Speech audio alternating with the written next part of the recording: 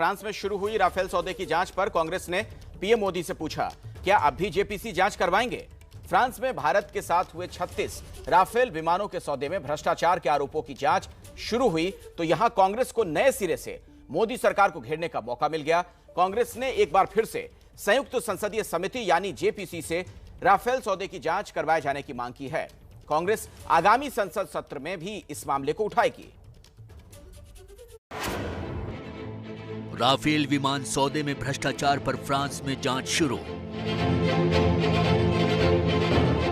जब फ्रांस की public prosecution agency इस पूरे मामले की जांच कर रही है, भ्रष्टाचार की प्रथम दृष्टि से परतें खुल गई हैं, फेवरेटिज्म की और क्रोनिक कैपिटलिज्म की प्रथम दृष्टि से परतें खुल गई हैं, तो हमारे यहां जेपीसी क्यों ना हो।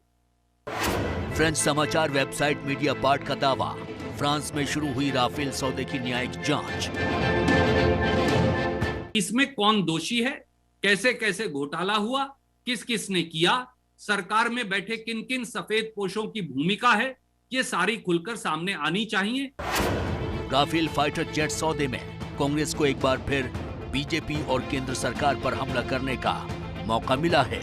फ्रांस की वेबसाइट मीडियापार्ट ने खबर दी है कि भारत के साथ हुए राफेल सौदे में कथित भ्रष्टाचार और फेवरेटिज्म के आरोपों की न्यायिक जांच को 14 जून को औपचारिक तौर पर खोल दिया गया है। राफेल सौदे में भ्रष्टाचार की शिकायत फ्रांस के एंटी करप्शन एजीओ शेरपा की तरफ से की गई थी।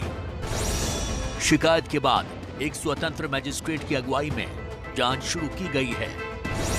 French public prosecutor agency PNF ने भी जांच की पुष्टि कर दी है।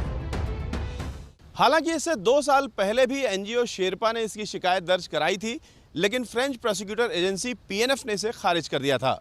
लेकिन अब इसकी जांच शुरू हो चुकी है। इस पर कांग्रेस का कहना है कि अब भारत में भी इसकी जेपीसी जांच होनी चाहिए। जब प्रथम दृष्टि से भ्रष्टाचार के आरोप सामने आ गए हैं, तो ऐसे में जेपीसी की जांच हमारे उन सब सफेद पोशों की या उन अधिकारियों की जिन्होंने देश की अस्मिता को खराब किया और जो भ्रष्टाचार के अंदर संलिप्त थे, उनकी जांच क्यों ना हो। राफेल डील पर शुरू से ही सवाल उठाने वाले राहुल गांधी ने इस पर ट्वीट किया। ट्वीट में उन्होंने सिर्फ इतना लिखा, चोर की दाढ़ी, राफेल स्कैम।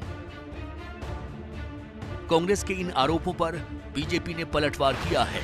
प्रवक्ता संबित पात्रा ने कहा कि एनजीओ की शिकायत पर जांच हो रही है, इसे भ्रष्टाचार की नजर से देखना ठीक नहीं है।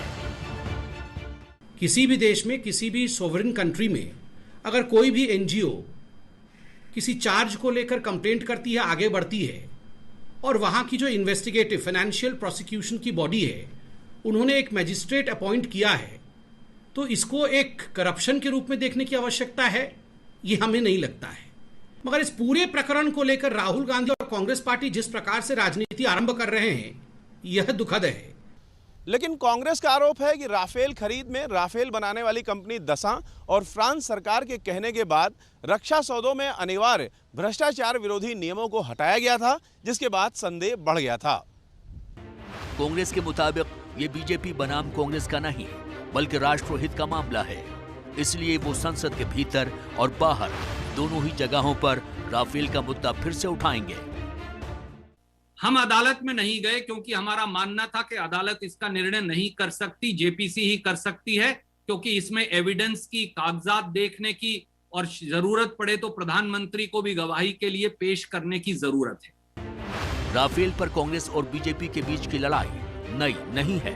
कांग्रेस सरकार ने फ्रांस से 126 राफेल विमानों की खरीद की बातचीत की थी, लेकिन टेक्नोलॉजी ट्रांसफर पर बात नहीं बनी और समझौता हो नहीं पाया। साल 2015 में मोदी सरकार ने नई डील करते हुए फ्रांस से 36 विमान खरीदे। 36 राफेल जेट का यह सौदा करीब 59,000 करोड़ रुपए में हुआ। कांग्रेस ने ज्यादा कीमत में राफेल खरीदने का आरोप लगाया। कांग्रेस के मुताबिक सरकार ने 570 करोड़ के विमान को 1,670 करोड़ में खरीदा। हालांकि बीजेपी पहले ही कांग्रेस के आरोपों को खारिज कर चुकी है। राफेल सौदे पर सरकार को सुप्रीम कोर्ट से भी क्लीन चिट मिल चुकी है। लेकिन फ्रांस में शुरू हुई जांच में अगर भ्रष्टाचार के आरोप साबित होते हैं तो फिर मोदी सरकार के लिए जवाब देना मुश्किल हो सकता है। दिल्ली से संवाददाता जैनेन्द्र कुमार की रिपोर्ट।